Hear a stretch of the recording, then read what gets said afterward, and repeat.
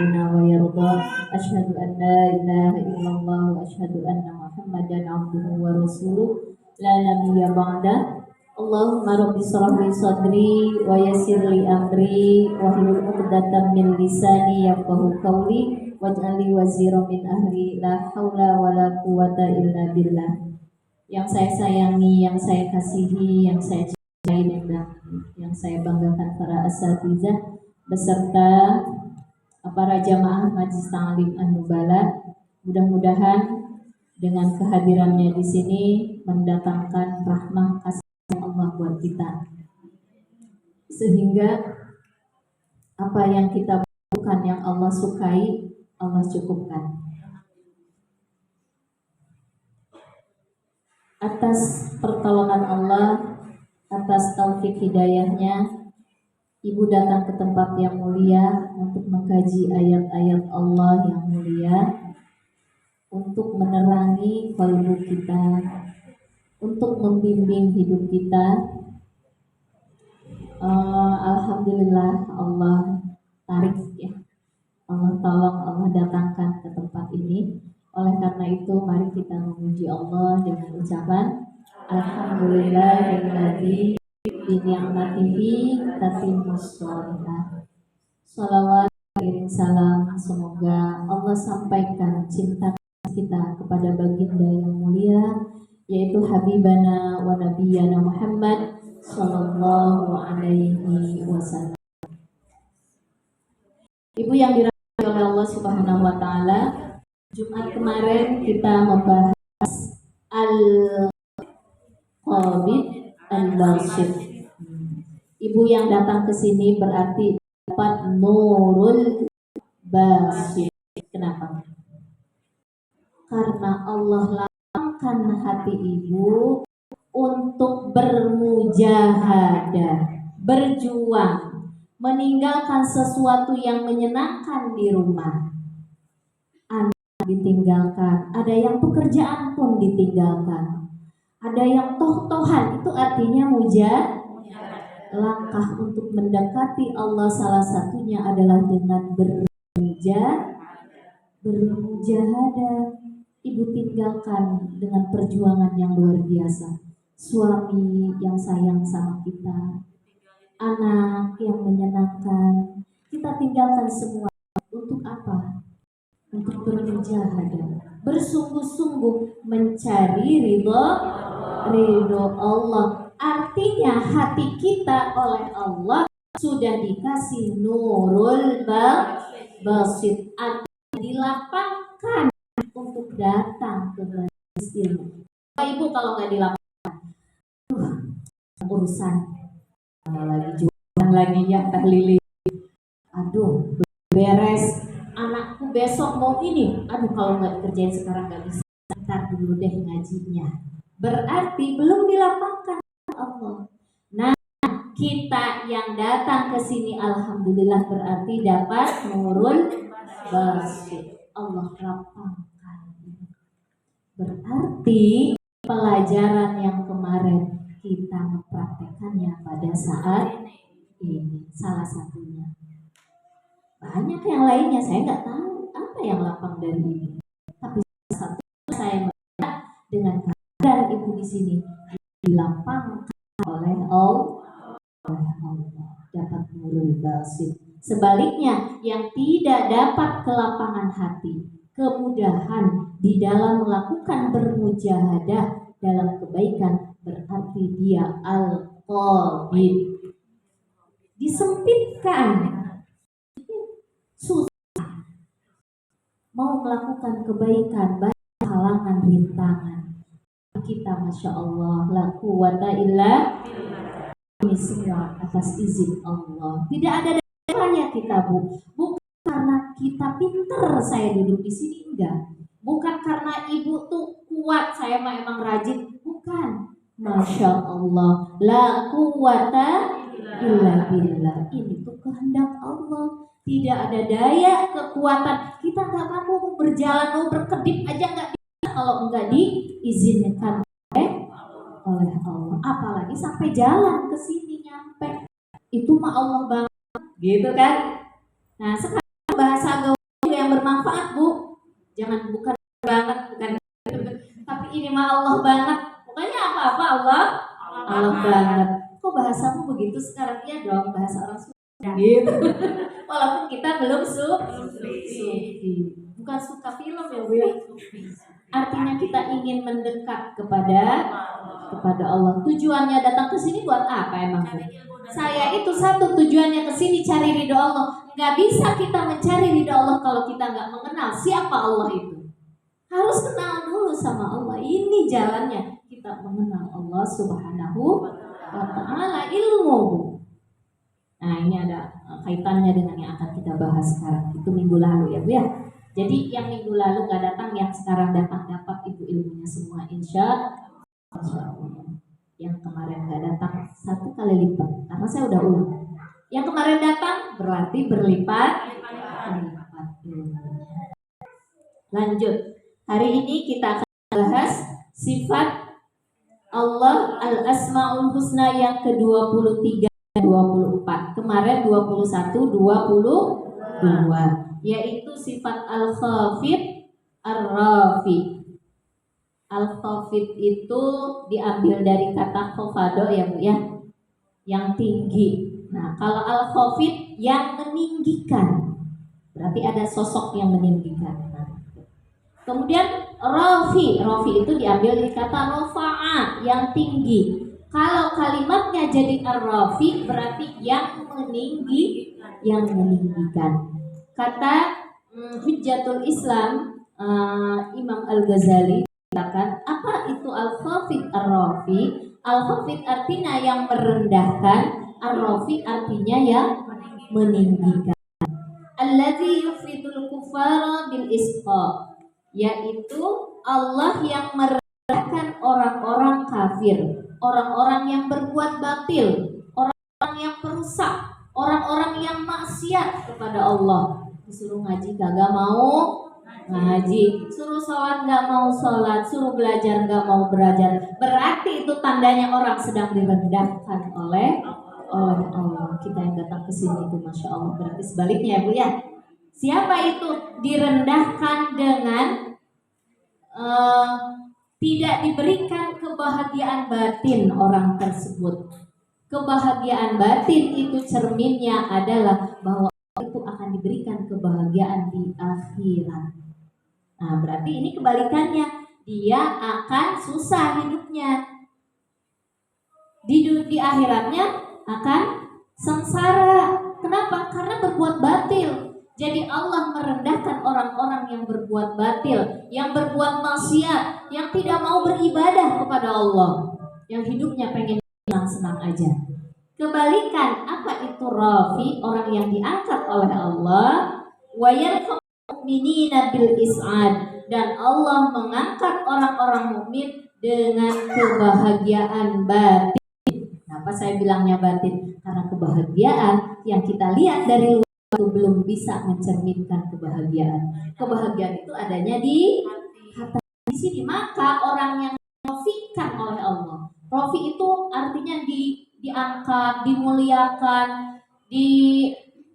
akan diberikan kebahagiaan, kehidupan yang abadi, kesenangan. Itu orang-orang mukmin.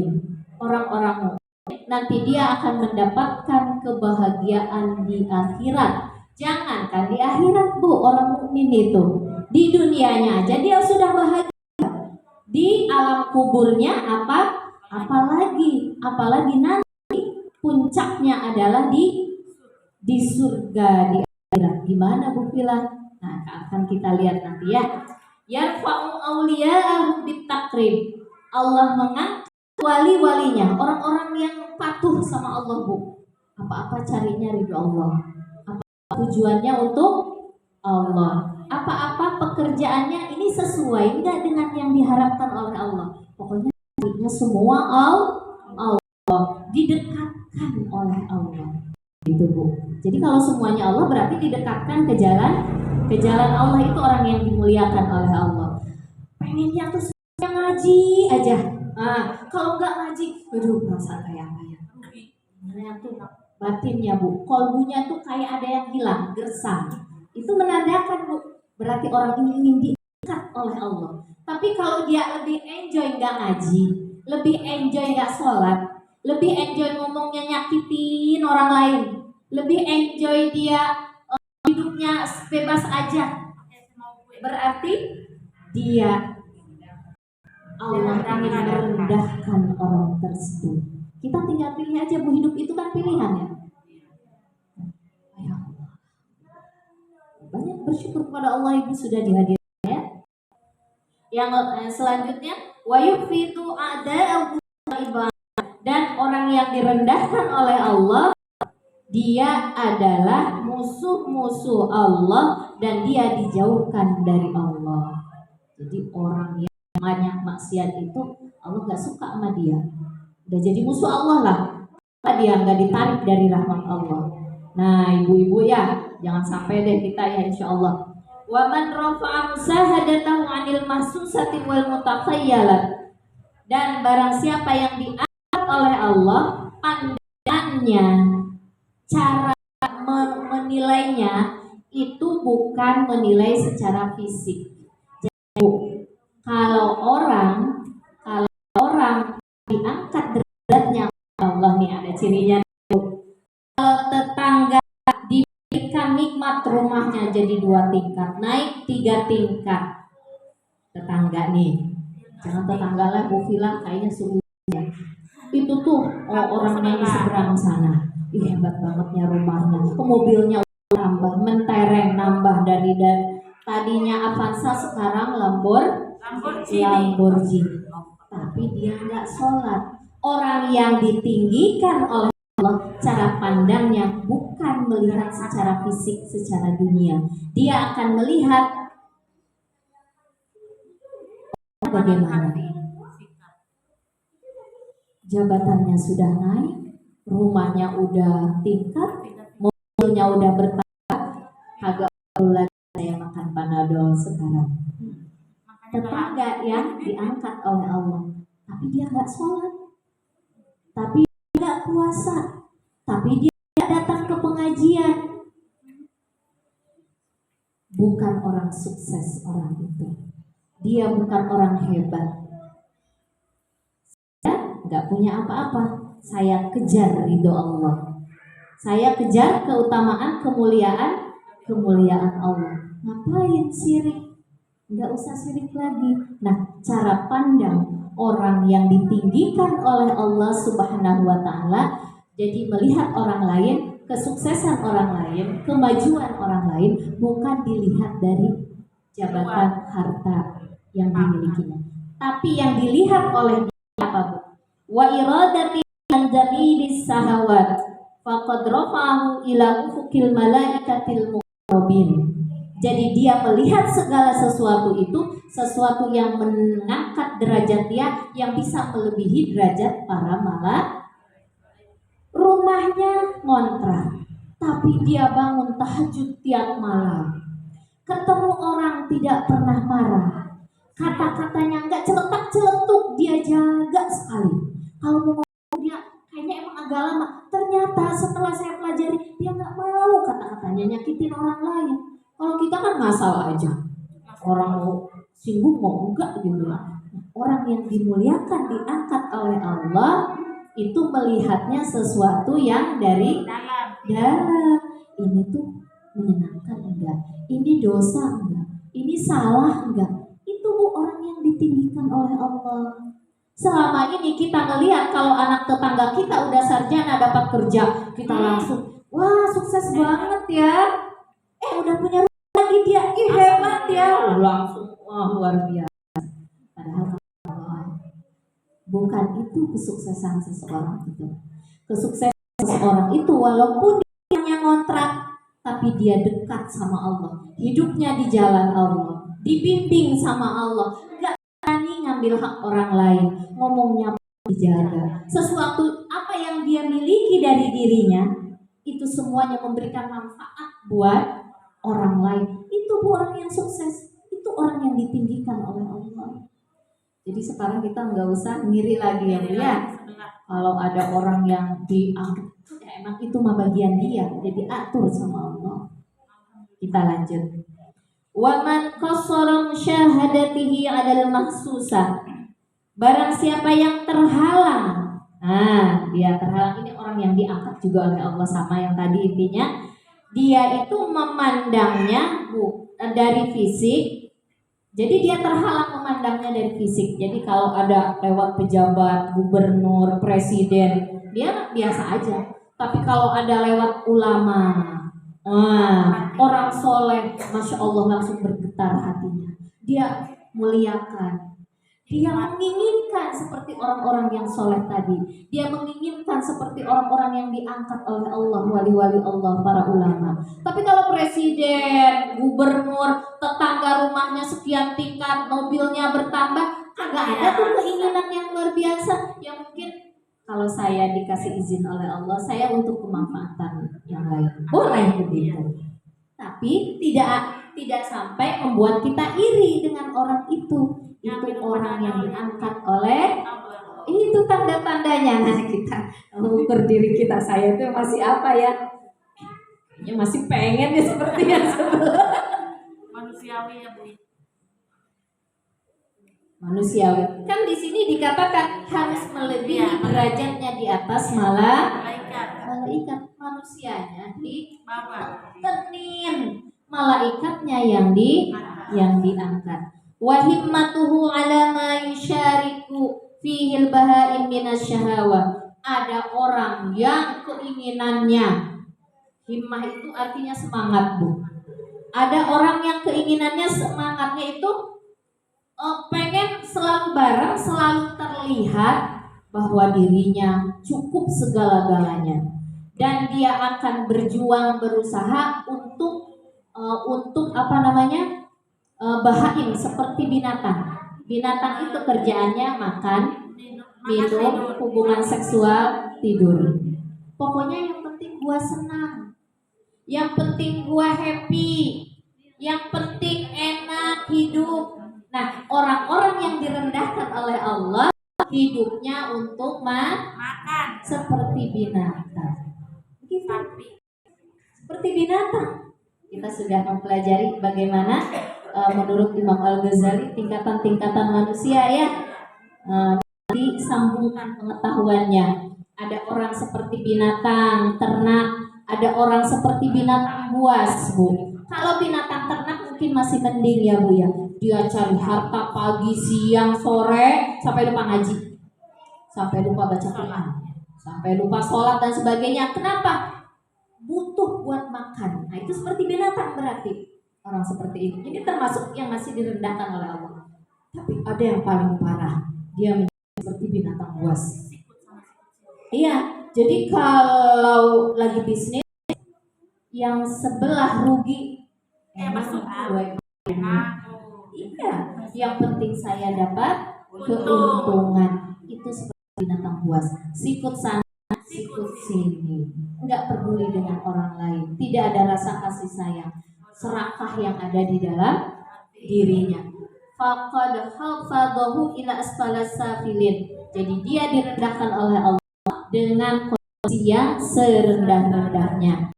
Wala yaf'al, dan tidak ada yang mampu memberikan kemampuan seseorang diangkat oleh Allah dzalika illallah, kecuali oleh Allah, Bu. Jadi ibu kalau ingin punya derajat tinggi di sisi Allah, minta, ya Allah, selama ini banyak kesalahan. Ya Allah, selama ini sikap saya dengan tetangga banyak kerusakan, dengan saudara dengan. Ya Allah, ampuni kesalahan kami. Ya Allah, tutupi kekurangan kami. Ya Allah, saya itu keburukan itu diganti dengan yang hasanah. Doanya oleh Allah. Kita lihat ya, ini dari Ghazali ya, Bu ya, disarah lagi oleh para ulama yang lain. Al-Khafid itu yang merendahkan. Siapa contoh yang Allah rendahkan di muka bumi ini? Salah satunya Abu Jahal. orang yang mencegah dari dakwah Islam menyebar di muka bumi berarti dia seperti Abu Jahal. Jadi kalau ada orang yang nggak suka dengan pengajian berarti dia temannya Abu Jahal. Bukan saya yang bilang ibu ya. Lanjut. Nah, ada juga Bu orang yang direndahkan oleh Allah dari tadinya mukmin menjadi kafir seperti Barsisa. Barsisa itu adalah seorang ulama yang ahli ibadah. Puluhan tahun dia ibadah, punya murid ribuan Bu. Kemudian dia punya karomah. Cuma dia enggak sukses dapat ujian karomahnya. Jadi kalau ada orang yang sakit datang ke dia, punya penyakit cacat dan sebagainya, bisa ada anak seorang raja. Sebetulnya tadi udah cukup ya kalau kisah ya sama Izzat. Tapi sedikitlah saya yang sudah saya persiapkan sebabnya Bu bisa cari-cari gitu kan. Beliau ini ada seorang raja, anaknya sakit gila. Kemudian anaknya ini seorang perempuan gadis yang cukup cantik. Kemudian dibawalah ke Barsisa. Barsisa itu punya gubuk di tengah hutan. Di situ dia dibawa, minta diobatin. Nanti kalau udah sembuh antarkan ke kerajaan. Ketika ditinggal apa? Bisikan setan datang ke beliau, ke dia si Barsisa ini. Apa? Ini anak cantik loh. Kenapa engkau tidak nikmati? Dia kan gila, gak ngerti apa-apa. Iya juga ya. Padahal dia ahli ibadah Bu. Iya juga ya. Akhirnya disetubuhi. Apa yang terjadi setelah disetubuhi? Setan datang lagi. Loh, kamu udah nyetubuhi dia ya? Nah, nanti kalau dia hamil gimana? Nanti kalau dia cerita gimana kalau udah sembuh? Kalau begitu bunuh aja. Terus kalau udah dibunuh alasannya dia sudah sembuh dan pulang sendiri ke kerajaan. Terserah, kamu kan bebas jadinya. Nah udah seperti itu diikutin lagi. Biasanya Bu setan itu pelan-pelan kalau goda kita. Goda dia juga pelan-pelan dengan kelembutan yang bisa masuk akal. Kejahatan itu datang dan bisa berdiplomasi dengan kita di lingkungan kita dengan diplomasi yang bisa dicerna oleh akal seseorang. Bisa dicerna nggak tadi? Bisa kan, masuk akal kan? Tapi setan nggak sampai di situ Bu, ngejar orang itu. Belum, iya, belum jatuh banget. Akhirnya apa? Si ini udah dibunuh, dikubur. Kemudian si setan datang ke kerajaan menyerupai seorang orang soleh. Saya mendapat penglihatan bahwa anak dibunuh sama si Barsisa katanya. Kemudian raja marah kan, diambil, ditangkap, disalib. Ketika mau dibunuh kata setan apa? Setan ngasih lagi rayuannya. Kamu mau selamat. Biasanya Ibu kenapa orang lagi syaratul maut setan? Karena di sini kita dalam keadaan ketakutan yang luar biasa. Setan akan datang. Kenapa kita doa Allahumma inna nas'aluka bi husnil khatimah. Minta husnul khatimah supaya setan tidak sanggup menggoda kita ketika kita syaratul maut. Itu si Barsisa udah hampir mati Bu. Udah disalib, udah gak berdaya. Kamu gak berdaya, mau selamat gak? Mau, kata si Barsisa. Tapi kamu harus ikutin saya, kata setan. Apa? Kamu harus menyembah aku. Oke, aku mau menyembah kamu. Padahal dia ahli ibadah. Ceritanya balik ke awal. Ketika Barsisa ini seorang ulama, seorang ahli ibadah, disanjung-sanjung oleh malaikat Bu di atas arsy. Kata malaikat, aku takjub dengan hambamu ya Allah. Kata apa yang takjub dengan dia? Jangan dulu takjub. Dia itu nanti akan menjadi penyembah setan. Jadi kita jangan merasa aman. Barsisa yang puluhan tahun ahli ibadah aja bisa digoda oleh setan. Apalagi kita kata setan, gitu kan? Jadi selalu mohon pertolongan Allah dan luruskannya apa-apa cara ridho Allah. Insya Allah selamat. Si Barsisa ini ketika dia punya kelebihan karomah bisa menyembuhkan orang, dia merasa bangga dengan ibadahnya. Akhirnya bukan karena Allah lagi. Nah, di situ Allah tidak membimbing, tidak menuntun dia lagi. Allah lepas dari dia. Kenapa? Karena merasa dia yang punya kemampuan. Dia ibadah itu karena dirinya, hebatnya karena dirinya dan sebagainya, bukan karena anugerah dari Allah. itu bersisa, Bu. Nah, itu berarti ada orang yang beriman tadinya Allah jatuhkan. Tidak menutup kemungkinan, Bu, kalau kita selalu memohon pertolongan Allah, kita pun akan dijatuhkan oleh Allah. Apalagi kita bukan ahli ibadah. Rendahkan di hadapan Allah Subhanahu wa Ta'ala. Punya kemampuan apapun itu milik Allah. Tidak ada yang hebat dari diri kita. Kita ini fakir, Bu. Kita ini lemah, jahil, bodoh, dan selanjutnya. Ada ar-rafi, orang-orang yang diangkat oleh Allah seperti Umar bin Khattab. Umar bin Khattab itu, Bu, sangat benci banget dengan Islam. Mungkin ibu ada yang tidak suka, jamaah kita dulunya tidak suka dengan pengajian. Nah, kita ngambil contohnya diri kita. Kalau ngambil contohnya yang jauh, takut cuma tinggal kisah aja gitu. Saya nggak mau begitu. Harus ada pembelajarannya buat kita. Umar bin Khattab dulu benci banget dengan Rasulullah, dengan Islam. Kemudian Allah angkat, malah dialah salah satu sahabat Nabi yang paling berani, singanya Allah. Asadullah. Jadi ibu yang baru pertama ngaji ke sini, jangan putus. Jangan, saya mah baru ngaji malu. Jangan ibu nanti jadi singanya Allah. Iya, menjadi ahli dakwah, nanti ngajak teman-temannya, ngajak tetangganya. Itu menjadi Umar, Bu. Umar bin Khattab. Berarti tandanya kita diangkat oleh banyak orang-orang yang diangkat oleh Allah, ya. Kalau orang-orang yang diangkat oleh Allah di dalam Quran surat Al-Baqarah ayat 7. Innalladzina amanu wa 'amilus solihati ulaika hum khairul bariyah. Sesungguhnya orang yang beriman dan beramal soleh, dia akan ditempatkan di tempat yang mulia, lebih mulia daripada malah kehidupan kita pun. Kita itu kan, Bu, ada alam nasut ya, ada alam malakut, ada alam jabarut.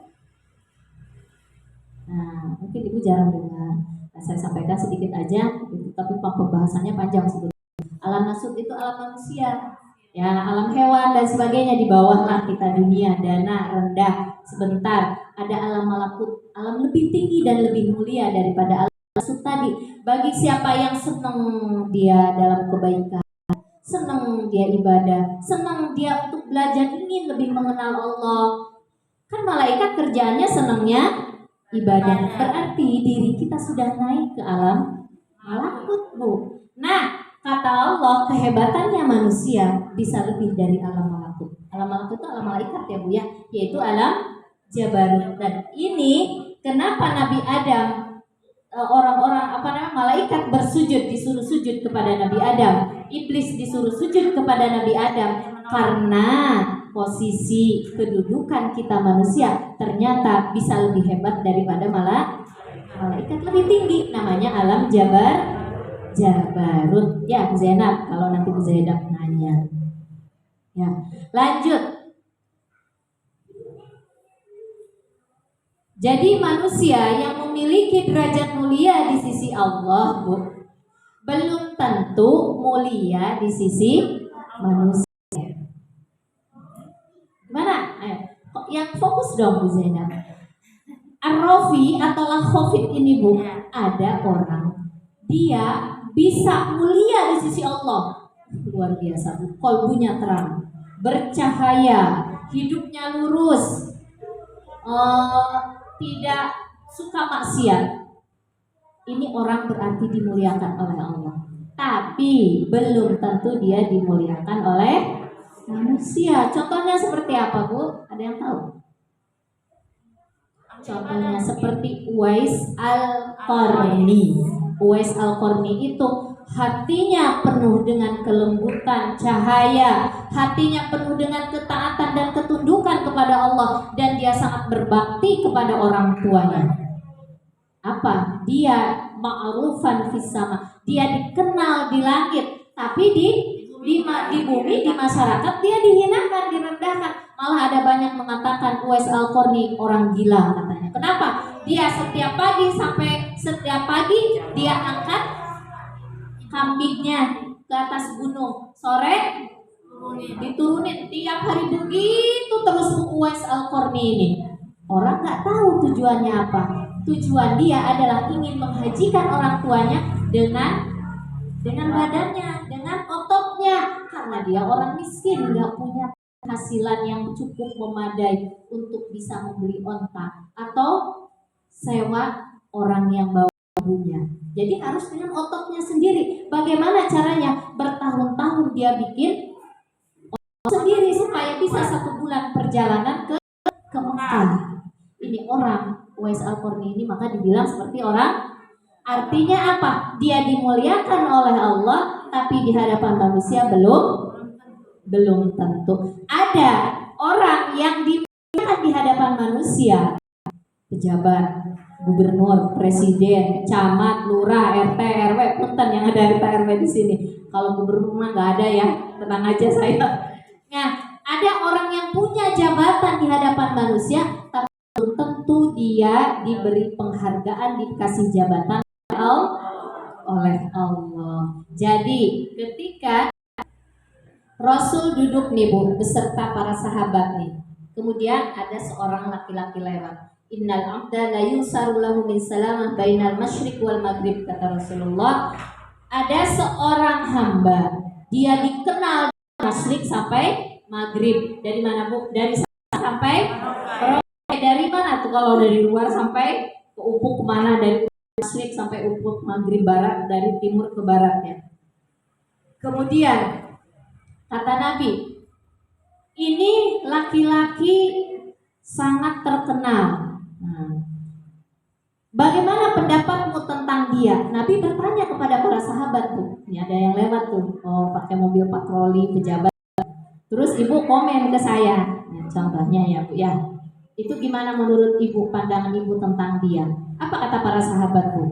Kalau dia melamar seorang gadis, pasti lamarannya akan diterima. Kalau dia berbicara, maka bicaranya akan didengar.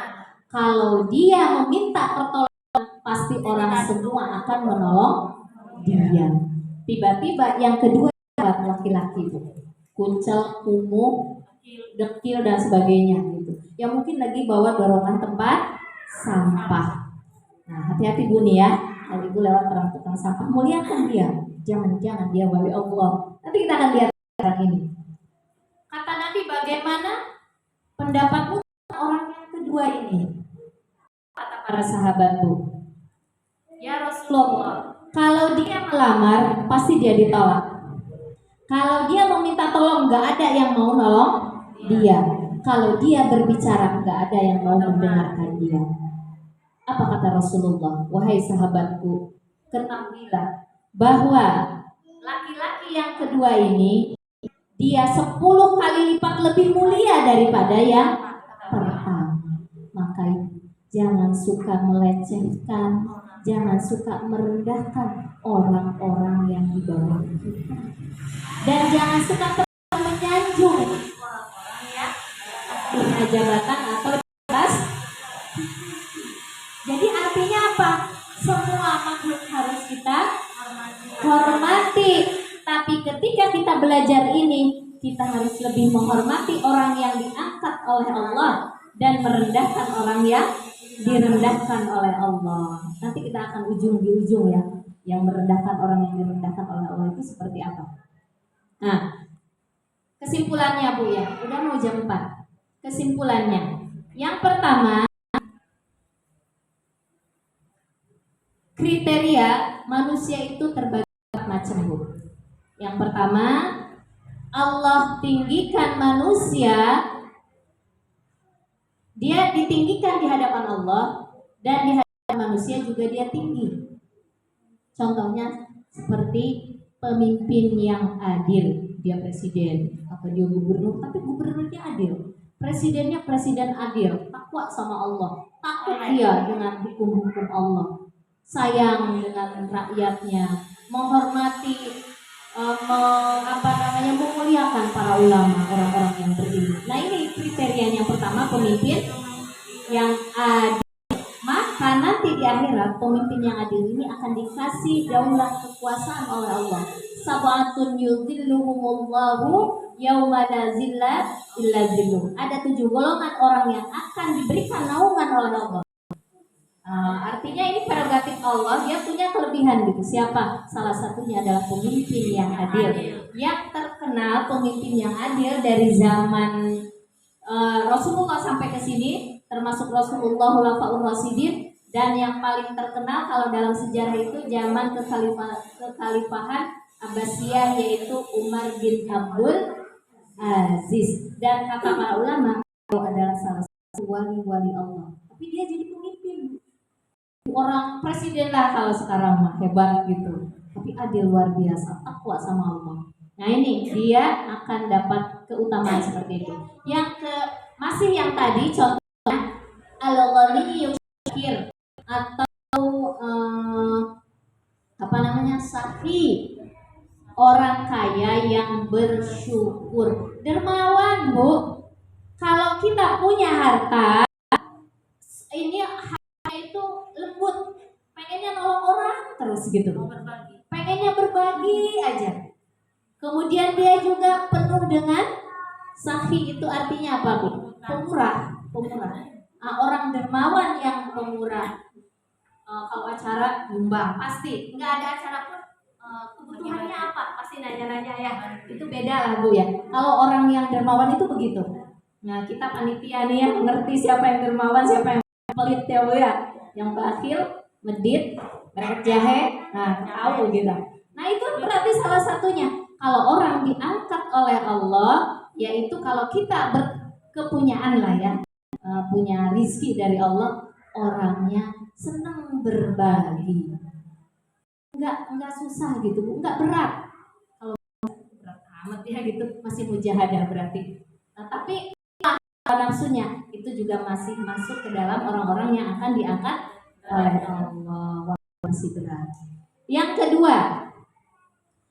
kedua adalah orang yang tinggi kedudukannya di mata Allah tapi rendah di mata manusia, yaitu al-fakir as-sabr. Orang fakir tapi sabar, dia jaga kemuliaan dirinya, tidak suka woro-woro kemana-mana. Saya mah susah ya ibu, mau bayar ini juga, mau bayar ini, aduh gimana ya. Terus orang akhirnya kasihan. Nah ini belum sabar berarti, Bu. Kalau orang yang fakir yang sabar, dia jaga kehormatan dirinya. Tapi kita udah belajar kemarin, yang melihat harus peka, yang melihat harus simpatik, harus empati. Saya tahu dia nggak punya, tapi orangnya menjaga harga diri, kehormatan, marwah. Dia namanya apa dalam istilah agama? Apa kemarin? Ilhaf. Ilhaf itu menjaga kehormatannya. Kita itu harus perhatiin orang seperti ini, Bu. Nah, kalau ada orang yang sabar, tapi fakir sebetulnya dia, Bu. Kemudian dia sabar. Kemudian nanti di akhirat kata Allah, orang yang fakir ini yang sabar, dia punya keistimewaan, punya daulah, dikasih jabatan oleh Allah, dikasih hak prerogatif oleh Allah ketika dia yaumil kiamah nanti. Kata Allah, hai orang fakir yang sabar, siapa waktu di dunia lagi santunan, kamu dapat santunan itu padahal kamu gak minta. Kata dia, ya Allah, saya dikasih di An-Nubala. Yang nyantunin siapa? Semuanya ya Allah. Oh kalau gitu panggil semuanya masuk ke dalam surga beserta kamu. Dia tunggu orang-orang fakir yang punya daulah. Nanti di sini kan bukan orang punya semua. Di sini bukan orang menengah semua. Di sini bukan orang fakir semua, campuran, Ibu. Ketika kita ada santunan, kita gabung, kemudian yang menerima merasakan manfaatnya nanti akan diminta oleh Allah dipanggil. Siapa yang pernah nyumbang kamu? Siapa yang pernah nolong kamu?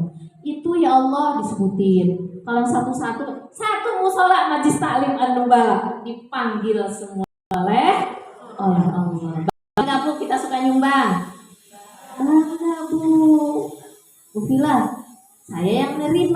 bisa juga nyumbang. Kata Allah 2 kali lipat kamu kemuliaannya. Nah, lanjut yang ketiga. Jadi Bu, di sini mau yang nyumbang, yang nerima semuanya mulia ya. Nggak ada perbedaan, nggak ada saya lebih utama, saya lebih hebat, nggak ada. Jangan-jangan yang nyumbang lebih rendah kedudukannya di hadapan Allah, tapi diangkat oleh yang menerima atau sebaliknya. Yang menerima juga mungkin tidak diangkat oleh Allah, tapi karena yang nyumbangnya ikhlas, sayang, kita pun akan dipanggil karena semuanya adalah sahabat-sahabat surga. Ya, lanjut yang ketiga. Mulia di sisi manusia, rendah di sisi Allah.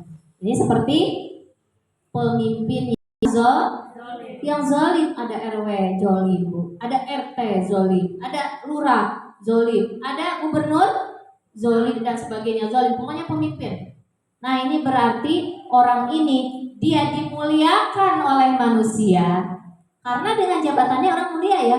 Enggak peduli dia itu zalim apa enggak, biasa tetap aja kita hormat, mobilnya tetap bagus, gajinya lebih gede daripada kita gitu ya. Tapi bukan iri ya Bu ya. Nah, emang itu udah hukum alam pejabat itu. Tapi kalau dia zalim berarti dia di hadapan manusia tinggi, di hadapan Allah rendah. Jadi Ibu jangan merasa kecil hati, rendah hati ngelihat sosok orang yang diberi kelebihan oleh Allah lebih tinggi daripada kita. Kalau dia mulia orangnya, ibadahnya juga mulia. Udah gitu kaya, baik hati, dermawan. Masya Allah, kita doakan dia ya. Mudah-mudahan lebih dermawan lagi, banyak memberikan manfaat buat umat. Kalau dia zalim, didoain juga Bu. Semoga Allah membukakan hatinya, memberikan pertolongan. Ibu tandanya orang yang diangkat, dimuliakan oleh Allah, suka mendoakan orang lain kepada hal-hal yang baik ya. Yang keempat, yang terakhir, rendah di sisi Allah, rendah di sisi manusia. Saqiyun fid dunya wa saqiyun fil akhirah. Rugi dia di dunia, udah miskin, udah fakir, rumahnya aja ngontrak, kadang bayar, kadang juga nunggak, udah gitu belagu Bu. Kalau apa-apa pengennya dia yang dihargai, dia egois, udah gitu baperan, tersinggungan, orang males deketin dia. Kita suka bilang itu orang kagak tahu diri ya, udah miskin, sombong, itu hadapan Allah dia rendah, di hadapan manusia apalagi. Kata Allah, udah miskin kerjaannya ngeluh, ngomongnya sembarangan, gak diatur, masa ikut lah gitu ya Bu, gak bisa dipercaya dan sebagainya. Kata Allah, ini orang saqiyun fid dunya wa saqiyun fil ini masih ada tapi sudah saya cukupkan. Insya Allah kekurangannya sempurnakan ya yang akan saya sampaikan. Dari saya cukup sekian. Ibu yang dirahmati oleh Allah, saya sayangi, yang saya cintai, semoga dengan pembelajaran Al-Qafi ini, Allah yang maha meninggikan dan Allah yang maha merendahkan. Ibu, ketika kita mendapatkan orang-orang yang dimuliakan oleh Allah, maka kita harus memuliakan dia. Kalau ada orang yang direndahkan oleh Allah, maka kita pun harus direndahkan. Tapi seperti apa? Yang direndahkan oleh Allah orang yang kafir, orang yang zalim. Jadi kalau kata para ulama begini, kalau ketika ada orang kafir kemudian dia naik ke mimbar, kita sebagai MC ini Bu, maka jangan menyebutkan nama dia, sebutkan aja jabatannya. Yang saya hormati Bapak Gubernur Jawa Barat contohnya. Kenapa?